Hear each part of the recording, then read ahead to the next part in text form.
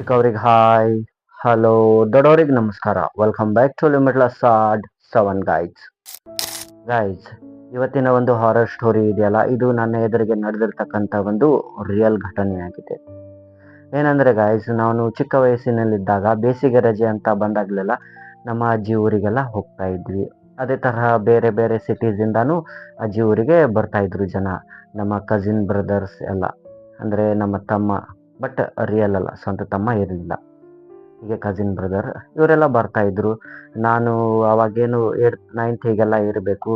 And guys, ನೀವು ನನ್ನ ಏಜ್ನವರೇ ಇದ್ದೀರಿ, ವಿಡಿಯೋ ಎಲ್ಲ ನೋಡೋರು. ಇದು 2007-8ರ ಘಟನೆಯಾಗಿದೆ. ಸೊ ನೀವು ಇದನ್ನು ರಿಲೇಟ್ ಮಾಡ್ಕೋಬೋದು. ನೀವು ಅವಾಗೆಲ್ಲ 8th 9th 7th 6th ಈ ಥರ ಎಲ್ಲ ಇರ್ಬೋದು. ಸೊ ಆ ಒಂದು ಟೈಮ್ನಲ್ಲಿ ನಾವು ಹೀಗೆ ಹೋಗ್ತಾ ಇದ್ವಿ ಊರಿಗೆ. ಹೋಗಿದ ಕೂಡಲೇ ಅಲ್ಲಿ ಎಲ್ಲ ಬಾಕಿ ಜನನೂ ಬಂದಿರ್ತಾಯಿದ್ರು, ನಮ್ಮ ತಮ್ಮ ಎಲ್ಲ ಇರ್ತಾಯಿದ್ರು.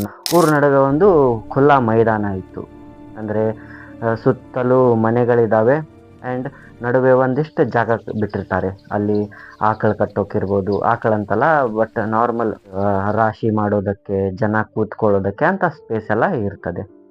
ಸೊ ನಾವೇನು ಮಾಡ್ತಿರ್ತೀವಿ ಅಂದರೆ ಸೂಟಿಗೆಲ್ಲ ಹೋದಾಗ ಅಲ್ಲೇ ಆಟ ಆಡ್ತಾ ಇರ್ತೀವಿ. ಯಾವ ಟೈಪ್ ಕ್ರಿಕೆಟ್ ಆಡೋದು ಇದೆಲ್ಲ ಮಾಡ್ತಾ ಇರ್ತೀವಿ. ಆ್ಯಂಡ್ ಆ ಅಷ್ಟು ಹುಡುಗರು ಇದ್ದಾರಲ್ಲ ಗೈಸ್, ಅದರಲ್ಲಿ ನಾನೇ ದೊಡ್ಡವನು ಇರ್ತೀನಿ. ನಾನೇ 9th ಸ್ಟ್ಯಾಂಡರ್ಡ್ನಲ್ಲಿ ಇರ್ತೀನಿ. ಆ್ಯಂಡ್ ಬಾಕಿ ಹುಡುಗರೆಲ್ಲ ಇರ್ತಾರಲ್ಲ, ನನಗಿಂತಲೂ 2 ವರ್ಷ 3 ವರ್ಷ 4 ವರ್ಷ ಚಿಕ್ಕವರೇ ಇರ್ತಾರೆ, ಒಂದೊಂದು ವರ್ಷ ಚಿಕ್ಕವರೆಲ್ಲ ಇರ್ತಾರೆ. ನಮ್ಮ ತಮ್ಮ ಇದ್ದಾನಲ್ಲ, ಅವನು ನನಗಿಂತಲೂ 3 ವರ್ಷ ಚಿಕ್ಕವನಿರ್ತಾನೆ ಆ ಒಂದು ಸಂದರ್ಭದಲ್ಲಿ. ಸೊ ಅದೇ ಥರ ನಾವು ಎವ್ರಿ ಇಯರ್ ಹೋಗೋ ಹಾಗೆ ಹೋಗಿದ್ದೀವಿ. ಆ್ಯಂಡ್ ನಾವು ಸ್ಟೇಷನ್ಗೆ ಇಳಿದು ನಮಗೆ ಒಂದು ಕಾರ್ ಬರುತ್ತದೆ ಪಿಕಪ್ ಮಾಡೋದಕ್ಕೆ. ಒಂದು ಮಾರುತಿ ರೆಡ್ ಕಾರ್ ಇರುತ್ತೆ, 800 ಮಾರುತಿ 800, ಮತ್ತು ಅದ್ರ ಜೊತೆಗೆ ಇನ್ನೊಂದು ವೈಟ್ ಇಂಡಿಕಾ ಕಾರ್ ಈ ಥರ ಇರುತ್ತೆ, ಆಯಿತಾ. ನಾವು ಇವಾಗ ಹೋಗ್ತಾ ಇರ್ತೀವಿ ಆ್ಯಂಡ್ ನನ್ನ ಮನಸ್ಸಿನಲ್ಲಿ ಅದೇ ಹಳೆಯ ಮೆಮೊರೀಸ್ ಎಲ್ಲ ಬರ್ತಾ ಇದೆ.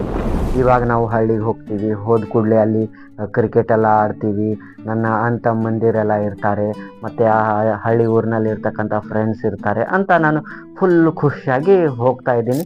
ಬಟ್ ಹೇಗೆ ಆ ಒಂದು ಕಾರ್ ಮೈದಾನದ ಕಡೆಯಿಂದ ಪಾಸ್ ಆಗುತ್ತದಲ್ಲ, ಆವಾಗ ನನಗೆ ಬೇಜಾರಾಗಿಬಿಡುತ್ತದೆ. ಯಾಕಂದರೆ ಗೈಸ್, ಆ ಒಂದು ಏರಿಯಾ ಏನಿದೆಯಲ್ಲ ಸುತ್ತಲೂ, ಅದರ ನಡುವೆ ಒಂದು ಮನೆಯನ್ನು ಕಟ್ಟಿದ್ದಾರೆ.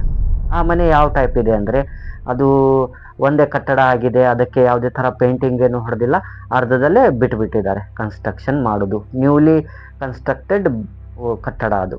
ಸೊ ಇವಾಗ ನಾವು ಮನೆಗೆ ಹೋಗಿ ಎಲ್ಲ ನಮ್ಮ ಐಟಮ್ಗಳನ್ನು ಇಟ್ಟು ಕೂತಿರ್ತೀವಿ, ನೀರೆಲ್ಲ ಕುಡಿತಾ ಇರ್ತೀವಿ. ಅಷ್ಟರಲ್ಲಿ ನನ್ನ ಆ ಊರಿನ ಫ್ರೆಂಡ್ಸ್ ಬರ್ತಾರೆ, ಮತ್ತು ಇನ್ನು ನಮ್ಮ ತಮ್ಮಂದಿರೆಲ್ಲ ಬಂದಿರ್ತಾರಲ್ಲ ಬೇರೆ ಬೇರೆ ಊರಿನಿಂದ, ಅವರು ಸಹ ಬರ್ತಾರೆ.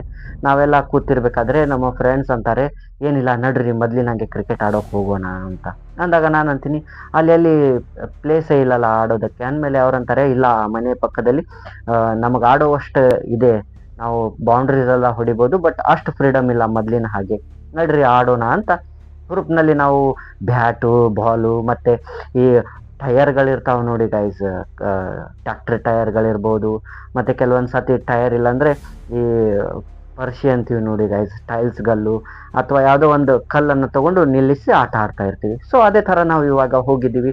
ಆ್ಯಂಡ್ 2009ರಲ್ಲಿ 10ರಲ್ಲಿ ನಿಮಗೆ ಗೊತ್ತೇ ಇದೆ, IPLದು ಫುಲ್ ಕ್ರೇಜ್ ಇತ್ತು. ನಾವು ಹೆಸರುಗಳನ್ನು ಇಡ್ತಾ ಇದ್ವಿ ಫೇಮಸ್ ಪ್ಲೇಯರ್ಗಳದ್ದು. ವಿರಾಟ್ ಕೊಹ್ಲಿ ಇರ್ಬೋದು, ರೋಹಿತ್ ಶರ್ಮಾ ಇರ್ಬೋದು, ಆ್ಯಡಮ್ ಗಿಲ್ಕ್ರಿಸ್ಟ್, ಹೆಡನ್, ಧೋನಿ, ವೀರೇಂದ್ರ ಸೆಹ್ವಾಗ್, ಗಂಭೀರ್, ಇವ್ರದ್ದೆಲ್ಲ ನಾವು ನಮ್ಮ ಮೇಲೇ ಹೆಸರಿಟ್ಕೋತಾ ಇದ್ವಿ. ನನಗೆ ಜನ ಧೋನಿ ಥರ ಅಂತ ಇದ್ರು. ಸೊ ಯಾಕಂದ್ರೆ ನಾನು ದೊಡ್ಡವನಲ್ಲ ಆ ಟೈಮ್ನಲ್ಲಿ, ಹಾಗಾಗಿ ನನಗೆ ಧೋನಿ ಅಂತ ನಾನು ಹೇಳ್ಕೊತಾ ಇದ್ದೆ, ಐ ಆಮ್ ಧೋನಿ ಅಂತ. ಸೊ ಈ ಥರ ಎಲ್ಲ ಕ್ರಿಕೆಟಿಂಗ್ ಆಟ ಆಡ್ತಾ ಇದ್ದೀವಿ, ಜಗಳನೂ ಮಾಡ್ತಾ ಇದ್ದೀವಿ, ಎಲ್ಲ ಆಗುತ್ತೆ. ಇವಾಗ ನೋಡಿ, ಇವಾಗ ನಾವು ಒಂದು ಕ್ರಿಕೆಟ್ ಆಡ್ತಾ ಇದ್ದೀವಿ ಅಂದರೆ ಅದು ಟೈಮ್ ಹೋಗೋದೇ ನಮಗೆ ಗೊತ್ತಾಗೋದಿಲ್ಲ. ಒಂದು ಕ್ರಿಕೆಟ್ ಆಡೋದು ಯಾವಾಗ ಸ್ಟಾಪ್ ಆಗುತ್ತೆ ಅಂದರೆ ಕತ್ಲೆ ಆಗೋಕ್ಕೆ ಸ್ಟಾರ್ಟ್ ಆಗಬೇಕು, ಇಲ್ಲ ಅಂದರೆ ಯಾರ್ದಾದ್ರೂ ಜಗಳ ಆಗಬೇಕು, ಇಲ್ಲ ಯಾರಾದರೂ ಮನೆಯವ್ರು ಕರೆಕ್ಟ್ ಬರಬೇಕು. ಸೊ ಇವಾಗ ನಾವು ಆಟ ಆಡ್ತಾ ಇದ್ದೀವಿ, ಸಂಜೆ ಹೊತ್ತು ಕತ್ಲು ಬೇರೆ ಆಗ್ತಾ ಇದೆ, ಅಜ್ಜಿ ಬರ್ತಾರೆ ಕರೆಯೋದಕ್ಕೆ, ನಡ್ರಿ ಮನೆಗೆ ನಡ್ರಿ, ಇವಾಗ ಊಟ ಮಾಡೋಕೆ ಹೋಗಬೇಕು, ನೀವು ಊರಿನಿಂದ ಬಂದಮೇಲೆ ನನಗೆ ಭೇಟಿನೇ ಆಗಿಲ್ಲ ಅಂತ ಅಜ್ಜಿ ಅಂತಾರೆ. ಅಂದ್ಕೂಡಲೇ ಆಯಿತು ಸರಿ ಅಂತ ನಾವೆಲ್ಲರೂ ಮನೆ ಕಡೆ ಹೋಗ್ತೀವಿ. 8-9 ಆಗಿದೆ, ಊರಲ್ಲಿ ಬೇಗನೆ ಊಟ ಮಾಡ್ತಿರ್ತಾರೆ ನೋಡಿ, 7-8 ಗಂಟೆಗೆಲ್ಲ. ಸೊ ನಾನು ಹೋಗ್ತೀನಿ. ಇವಾಗ ಹೋದ ಕೂಡಲೇ ಅಲ್ಲೆಲ್ಲ ನಮಗೆ ಇಷ್ಟವಾಗಿರ್ತಕ್ಕಂಥ ತಿಂಡಿ ತಿನಿಸುಗಳನ್ನೆಲ್ಲ ಮಾಡಿದ್ದಾರೆ. ಲೈಕ್ ನಮಗಿಷ್ಟ ಇರೋ ಪಲ್ಯ ಇರ್ಬೋದು, ಮತ್ತು ಬೇರೆ ಬೇರೆ ಥರದ ಪದಾರ್ಥಗಳು, ಉಪ್ಪಿನಕಾಯಿ ಇದೆಲ್ಲ ಮಾಡಿದ್ದಾರೆ. ನನಗೆ ಆ ಒಂದು ಟೈಮ್ನಲ್ಲಿ ಮಜ್ಜಿಗೆ ಸಾರಿನಲ್ಲಿ ಬಜ್ಜಿ ಹಾಕ್ತಾರೆ ನೋಡಿ ಗಾಯ್ಸ್, ಅದು ತುಂಬ ಇಷ್ಟ. ಸೊ ಅದನ್ನೆಲ್ಲ ಮಾಡಿದ್ದಾರೆ.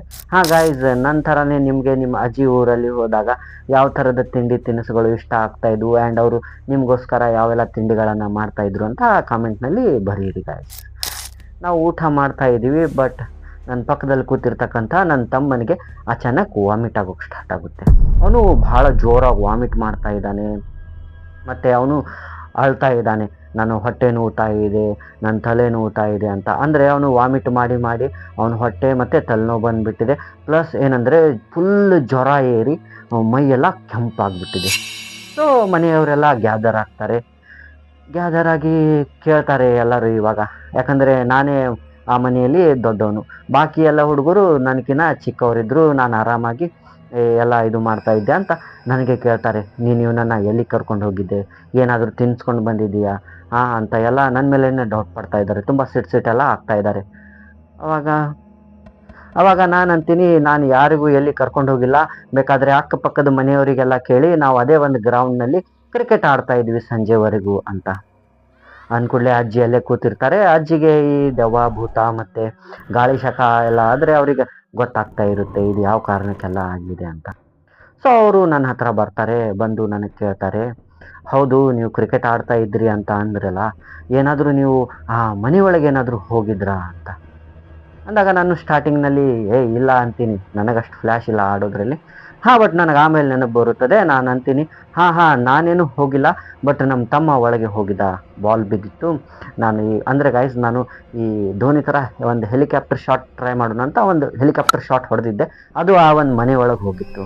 ಸೊ ನನ್ನ ತಮ್ಮ ತರೋಕೆ ಹೋಗಿದ್ದ ಬಾಲ್ನ, ಅವ್ನು ತೊಗೊಂಡು ಹೊರಗೆ ಬಂದ. ಮತ್ತೆ ನಾವು ಅದಾದಮೇಲೆ 1 ಗಂಟೆ ಎಲ್ಲ ಆಟ ಆಡಿದ್ವಿ ಅಂತ ನಾನು ಹೇಳ್ತೀನಿ. ಅಂದ್ಕೂಡಲೇ ನಮ್ಮ ಅಜ್ಜಿ ನಮ್ಮ ತಮ್ಮನಿಗೆ ಕೇಳ್ತಾರೆ, ನೀನು ಆ ಮನೆಯಲ್ಲಿ ಹೋಗಿದ್ದೆ ಅಲ್ಲ ಬಾಲ್ ತರೋದಕ್ಕೆ, ನಿನಗೇನಾದರೂ ಭಯಾನಕ ಕಾಣ್ತಾ ಅಂತ.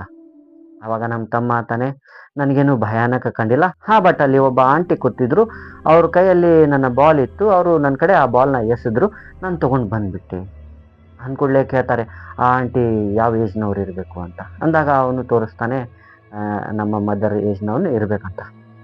ಅಂದ್ಕೂಡಲೇ ಇವಾಗ ಅಜ್ಜಿ ಏನು ನೆಕ್ಸ್ಟ್ ಹೇಳ್ತಾರಲ್ಲ ಗೈಸ್, ಅದು ಕೇಳಿದ ಕೂಡಲೇ ನನಗೂ ಜ್ವರ ಬಂದುಬಿಡ್ತು, ನಮ್ಮ ತಮ್ಮನಿಗಿರಲಿ. ಅಂದರೆ ಅಜ್ಜಿ ಅಂತಾರೆ, ಆ ಮನೆಯಲ್ಲಿ ಯಾರೂ ವಾಸವೇ ಆಗಿಲ್ಲ, ಅದು ಒಂದು ಖಾಲಿ ಬಿದ್ದಿರ್ತಕ್ಕಂಥ ಮನೆಯಾಗಿದೆ. ಆ್ಯಂಡ್ ಆ ಒಂದು ಮನೆ ಏನು ಕಟ್ಟಿದಾರಲ್ಲ, ಅದು ಒಂದು ಡಿಸ್ಪ್ಯೂಟೆಡ್ ಲ್ಯಾಂಡ್ ಆಗಿತ್ತು, ಖುಲ್ಲಾ ಏರಿಯಾ. ಸೊ ಯಾರೂ ಅಲ್ಲಿ ಮನೆ ಕಟ್ಟಿರಲಿಲ್ಲ. ಸುಮಾರು ವರ್ಷಗಳ ಹಿಂದೆ ಒಬ್ಬ ಏನು ಆಂಟಿ ಅಂತ ಅನ್ನಲ್ಲ, ಆ ಆಂಟಿ ತೀರ್ಕೊಂಡಿದ್ಲು. ಅವಳದು ಸಾವೇನಿದೆಯಲ್ಲ, ಅದು ನಾರ್ಮಲ್ ಡೆತ್ ಆಗಿರಲಿಲ್ಲ, ಅನ್ಯಾಚುರಲ್ ಆಗಿತ್ತು. ಸೊ ಆ ಒಂದು ಆಕೆಯ ಸಮಾಧಿಯನ್ನು, ಅಂದರೆ ಆಕೆಯನ್ನು ಅದೇ ಒಂದು ಈಗೇನು ಮನೆ ಕಟ್ಟಿದಾರಲ್ಲ ಅದ್ರ ಕೆಳಗನೆ ಹಾಕಿದ್ರು. ಆ್ಯಂಡ್ ಅದಾದಮೇಲೆ ಸುಮಾರು ವರ್ಷಗಳ ಮೇಲೆ, ಅಂದರೆ ಹೋದ ವರ್ಷ ಅಲ್ಲಿ ಒಂದು ಮನೆ ಕಟ್ಟೋಕೆ ಸ್ಟಾರ್ಟ್ ಮಾಡಿದರು. ಬಟ್ ಡಿಸ್ಪ್ಯೂಟೆಡ್ ಲ್ಯಾಂಡ್ ಇರೋದ್ರಿಂದ ಆ ಒಂದು ಮಹಿಳೆಯ ಸಮಾಧಿ ಸಹ ಅದ್ರ ಕೆಳಗಿರೋದ್ರಿಂದ ಆ ಮನೆಯನ್ನು ಅವಳು ಕಟ್ಟೋದಕ್ಕೆ ಬಿಡಲಿಲ್ಲ. ಏನಾದರೂ ತೊಂದರೆಗಳನ್ನು ತರೋದು, ಲೈಕ್ ಆ ಮನೆ ಕಟ್ಟಿರ್ಬೇಕಾದ್ರೇ, ಅಷ್ಟೇ ಒಂದು ರೂಮ್ ಕಟ್ತಿರ್ಬೇಕಾದ್ರೇ 4-5 ಡೆತ್ಗಳಾಗೋದು. ಆ್ಯಂಡ್ ಫೈನಲಿ ಆ ಒಂದು ಮನೇನ ಕಟ್ಟೋದು ಬಿಟ್ಟು, ಅದನ್ನು ಪೇಂಟಿಂಗ್ ಎಲ್ಲ ಮಾಡೋದು ಬಿಟ್ಟು ಎಲ್ಲ ಜನ ಹೋಗಿಬಿಟ್ರು ಅಂತ ಹೇಳ್ತಾರೆ ಅಜ್ಜಿ. ನಮ್ಮ ಅಜ್ಜಿ ಹಾಗೆ ಹೇಳಿದ ಕೂಡಲೇ ನನ್ನ ಮೈ ಜುಮ್ ಅಂದ್ಬಿಡುತ್ತದೆ. ನಾನು ಇವಾಗ ಥಿಂಕ್ ಮಾಡೋಕ್ಕೆ ಸ್ಟಾರ್ಟ್ ಮಾಡ್ತೀನಿ, ಹಬ್ಬ ನನ್ನ ಹಣೆ ಬರ ಚೆನ್ನಾಗಿದೆ, ನಾನೇನಾದರೂ ಆ ಕಡೆ ಫೀಲ್ಡಿಂಗ್ ಮಾಡೋಕ್ಕೆ ಹೋಗಿದ್ರೆ ನಮ್ಮ ತಮ್ಮನ ಬದಲಿ ಅದು ನನ್ನನ್ನು ಹಿಡಿದು ಒಳಗೆ ಎಳ್ಕೊಂಡ್ಬಿಟ್ಟಿದ್ರೆ ಏನು ಮಾಡೋದು, ನಂದು ಫೀಲ್ಡಿಂಗ್ ಆ ಸೈಡ್ ಬರಲಿಲ್ಲ, ನಾನು ಬ್ಯಾಟಿಂಗೇ ಮಾಡ್ತಾಯಿದ್ದೆ ಅಂತ ನಾನು ಹೀಗೆಲ್ಲ ಅನ್ಕೋತೀನಿ. ಮತ್ತು ಎಲ್ಲರೂ ಊಟ ಎಲ್ಲ ಮಾಡ್ತೀವಿ. ಆ್ಯಂಡ್ ನಮ್ಮ ತಮ್ಮನಿಗೆ ಇದು ಮಾಡ್ತಾರೆ ಗೈಸ್, ಆ ಹಳ್ಳಿ ಊರಿನಲ್ಲೆಲ್ಲ ನಿಮಗೆ ಗೊತ್ತೇ ಇದೆ ಯಾವ ಟೈಪ್ ಅವರಿಗೆಲ್ಲ ಪ್ರಿಪರೇಷನ್ ಮಾಡಿರ್ತಾರಂತ. ಈ ದೇವಭೂತ ಗಾಳಿ ಶಕ ಆದರೆ ಇಳಿಸೋದಿರ್ಬೋದು, ಎಲ್ಲ ಒಂದು ದೇವರ ಹನುಮಾನ್ ಚಾಲೀಸ ಪಠನೆ ಇರ್ಬೋದು, ಇದೆಲ್ಲ ಮಾಡಿಸ್ತಾರೆ. ಆ್ಯಂಡ್ ಇವಾಗ ನೈಟ್ ಮಲ್ಕೋಬೇಕಾದ್ರೆ ಊಟ ಮಾಡಿ ನಾನು ಆ ಒಂದು ಕಿಟಕಿಯಿಂದ ಆ ಮನೆ ಕಡೆ ನೋಡ್ತಾ ಇದ್ದೀನಿ, ಆ ಆಂಟಿ ಏನಾದರೂ ಹಾಯ್ ಮಾಡ್ತಾಳ ಅಥವಾ ಅವಳೇನಾದರೂ ನನ್ನ ಕಡೆ ಸಿಟ್ಟಿನಿಂದ ನೋಡ್ತಾಳ, ಅವಳೇನಾದರೂ ಕಾಣ್ತಾಳ ಅಂತ ಒಂದು ಕ್ಯೂರಿಯಾಸಿಟಿ ಮೈಂಡ್ನಲ್ಲಿ ನಾನು ನೋಡ್ತೀನಿ. ಮತ್ತು ನನಗೆ ಭಯ ಬರ್ತಾ ಇರುತ್ತೆ, ಅವಳೇನಾದರೂ ಬಂದುಬಿಟ್ರೆ ಏನು ಮಾಡೋದಂತ. ನಾನು ಮತ್ತು ನಮ್ಮ ಅಣ್ಣ ತಮ್ಮಂದಿರೆಲ್ಲ ಮಲ್ಕೊಂಡಿದ್ವಿ. ನನಗೆ ನೈಟ್ ನಿದ್ದೆನೇ ಹತ್ತಲಿಲ್ಲ ಆ ದಿನ. ನನಗೆ ಅದೇ ಥಿಂಕ್ ಆಗ್ತಾಯಿದೆ, ಅವಳು ಅಚಾನಕ್ ಬಂದುಬಿಟ್ರೆ, ನಾನು ನೋಡಿಲ್ಲ, ನಮ್ಮ ತಮ್ಮ ನೋಡಿದ್ದಾನೆ, ಹಾಗೀಗೆ ನಾನು ವಿಚಾರ ಮಾಡ್ತಾಯಿದ್ದೀನಿ. ಬಟ್ ನಮ್ಮ ತಮ್ಮನಿಗೆ ಏನು ಮಾಡಿರ್ತಾರೆ ಅಂದರೆ, ಅವರು ಬೇರೆ ರೂಮಲ್ಲಿ ಮಲಗಿಸಿರ್ತಾರೆ ದೊಡ್ಡವ್ರ ಜೊತೆ, ಭಯ ಬೀಳಬಾರ್ದು. ಯಾಕಂದರೆ ಅವನು ಆ ಆಂಟಿನ ನೋಡಿರ್ತಾನಲ್ಲ, ಆದರೆ ನಾನು ನೋಡಿರೋದಿಲ್ಲ, ನನಗೆ ಹೆವಿ ಭಯ ಆಗ್ತಾ ಇದೆ. ಏನಾಗುತ್ತೋ ಏನೋ, ಅವಳು ಹಿಂಗೆ ಬರ್ತಾಳೋ ಹಾಗೆ ಬರ್ತಾಳೋ, ಮತ್ತು ಈ ಒಂದು ವಿಂಡೋ ಇರ್ಬೋದು, ಬಾಗಿಲುಗಳಿರ್ಬೋದು, ಅದರಲ್ಲಿ ಕೆಳಗೆ ಒಂದು ಸ್ವಲ್ಪ ಗ್ಯಾಪ್ಗಳಿರ್ತವೆ ನೋಡಿ, ಸ್ವಲ್ಪ ಸ್ವಲ್ಪ ಕಾಣ್ತಾ ಇರುತ್ತಲ್ಲ, ಅದರಲ್ಲೆಲ್ಲ ನೋಡ್ತಾ ಇದ್ದೀನಿ ನಾನು. ಚಂದ್ರಬಿಂಬ ಎಲ್ಲ ಬಿದ್ದರೆ ನನಗೆ ಭಯ ಆಗ್ತಾ ಇದೆ, ಯಾರಾದರೂ ಬಂದುಬಿಟ್ರು, ಆ ಆಂಟಿನೇ ಬಂದುಬಿಟ್ಲು ಏನೋ ಅಂತ. ಸೊ ಈ ಥರ ಎಲ್ಲ ಆಗಿ ಮಾರನೇ ದಿನ ಮಾರ್ನಿಂಗ್ ಎದ್ರೆ ಎಲ್ಲ ನಾರ್ಮಲ್, ಮತ್ತೆ ಕ್ರಿಕೆಟ್ ಆಡೋಕೆ ಹೋಗೋಣ ನಡ್ರಿ ಅಂತ ನಾವು ಎದ್ದು ಹುರುಪಾಗಿ ಹೋಗ್ತಾ ಇರ್ತೀವಿ. ಬಟ್ ಫ್ಯಾಮಿಲಿ ಮೆಂಬರ್ ಅಂತಾರೆ, ನೀವೆಲ್ಲ ಆತ ಕಡೆ ಹೋಗೋಕೆ ಹೋಗ್ಬೇಡಿ, ಬನ್ನಿ ಈತ ಕಡೆನೆ ಅಂತ. ಸೊ ಗೈಸ್, ಇದಾಗಿತ್ತು ಇವತ್ತಿನ ಒಂದು ಹಾರರ್ ಸ್ಟೋರಿ. ಇದನ್ನು ನಾನು ಏನಂದರೆ ಎಕ್ಸ್ಪೀರಿಯನ್ಸ್ ಮಾಡಿದ್ದೀನಿ. ಸೊ ಇಂಥ ಹಾರರ್ ಘಟನೆಗಳು ನೀವು ಕೆಲವೊಂದು ಸತಿ ಎಕ್ಸ್ಪೀರಿಯನ್ಸ್ ಮಾಡಿರ್ತೀರಿ ಅಂದ್ಕೊಂಡಿದ್ದೀನಿ.